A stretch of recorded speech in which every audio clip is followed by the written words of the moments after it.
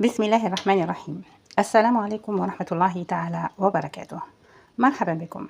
دائما نلتقي حتى نرتقي. في الفيديو تاع اليوم راح نشارك معكم وصفة بريوش. حكمت هذا الريسيبيون علاش؟ باسكو فيه الغطا ديالو باش يخمر لي بالخبز. كنا زين. الوغ هنا واش درت فوالا شوف كاس تاع الماء، مغرفة كبيرة تاع سكر، ومغرفة كبيرة تاع خميرة تاع الخبز. حركتهم، شوفوا هنا راهي خمرت طلعت الله يبارك. فوالا هايديك. دوك هنا واش ندير؟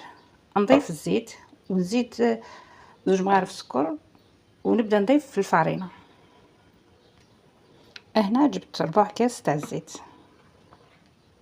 انا هذا عمرت به الماء سكيفي درت ربع تاعو زيت، يعني انت جيبي الكاس اللي خدمتي به درتي به كاس تاع الماء ديري ربع تاعو زيت.